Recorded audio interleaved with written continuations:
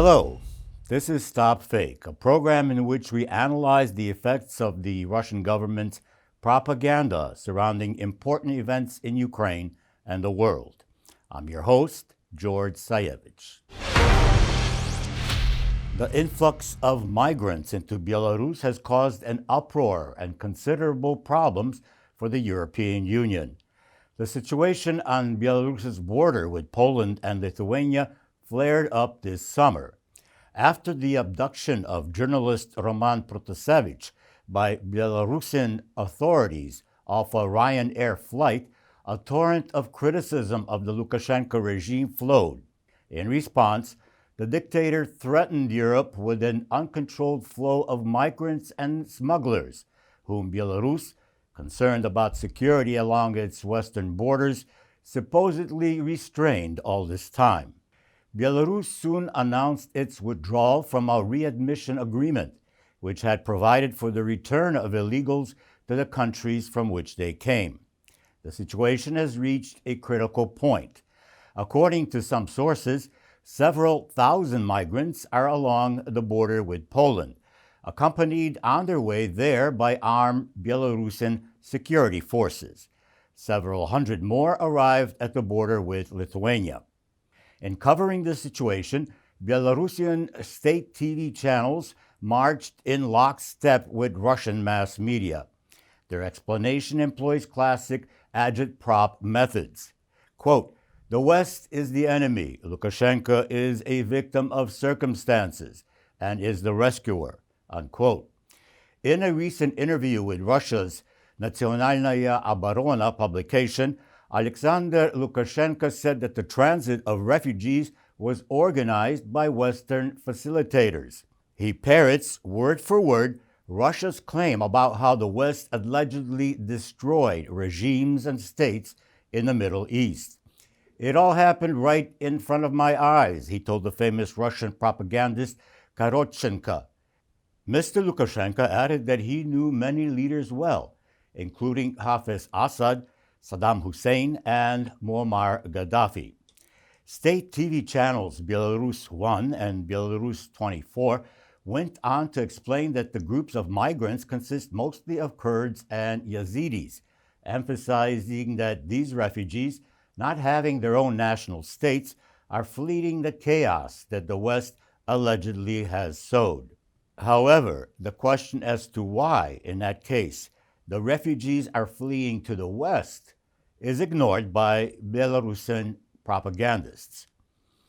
The real reasons for the crisis, however, are obvious to most people, and next to Lukashenko's name stands another one, that of the puppet master and provocateur Vladimir Putin. Lithuanian Foreign Minister Gabrielius Landsbergis said that, quote, "Putin wants to use Lukashenko in the same way he uses puppet regimes in the occupied territories of Ukraine, Georgia, and Moldova. He demands that the governments of these countries negotiate with separatists, that is, with people whom many call terrorists. He demands that Europe engage in a dialogue with an illegitimate president," unquote. So, what is it that Lukashenko wants?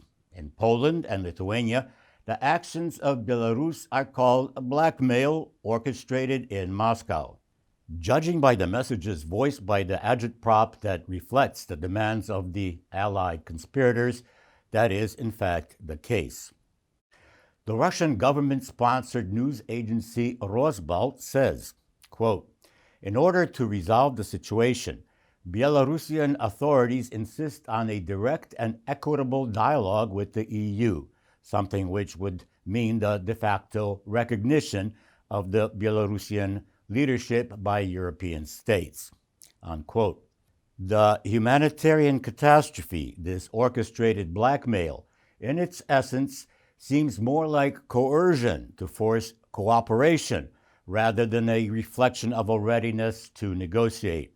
Periodically accusing Poland and Lithuania of fascism. That's another tool Minsk employs in its attempts to deliver itself from the sanctions and international isolation into which the Lukashenko regime has plunged Belarus by falsifying the results of the last presidential elections and a mass repressions of the opposition. These methods show that the measures taken by the West are having an effect, despite numerous attempts by the propagandists to deny this fact. Why are children in Ukraine starving? That's the latest source of concern for Russian propagandists. They would perhaps do better by focusing on the problems of their own population. But no, it's the fate of Ukrainian children that worries the Kremlin liars the most. Their propaganda site, Ukraina.ru, wrote, quote, "Ukraine is a plundered country of the colonial type, in which 30% of children under the age of 5 are starving," unquote. This horrific sensation was reposted by other sites. However, it's not just the fate of Ukrainian kids that disturbs them. The Ukraina.ru site regularly pushes other well-known Kremlin theses and horror stories about Ukraine. Like, Ukrainians are eating less and do not even have access to inexpensive domestic food. And it's all because production is in private hands, or rather, quote, in the hands of foreign corporations, unquote, which export all food to the West. To be convincing, Agitprop references, quote, international ratings, UN data, and the results of various polls in Ukraine, unquote. However, this is another huge Russian propaganda lie.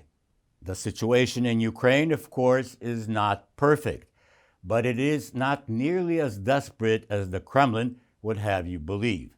According to the Global Hunger Index for 2021, Ukraine ranks 29th out of 116 countries.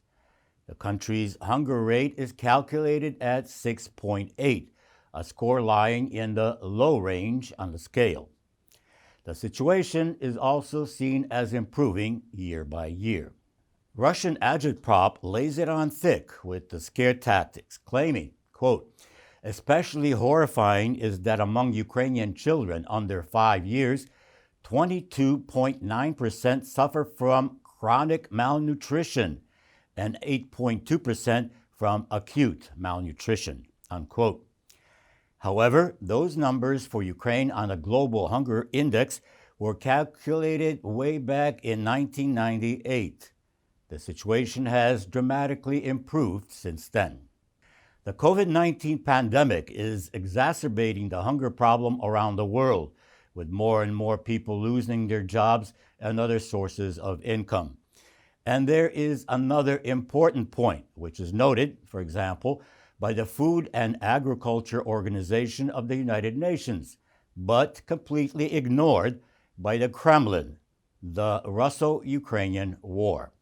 One of the main causes of the malnutrition, the food and economic problems in Ukraine is the military conflict being waged on its territory over the past almost 8 years by Russia. That's all for today. Check the information, do not trust questionable sources, and read StopFake.org in order to receive truthful news. This is George Sayevich. Thanks for being with us. See you next week.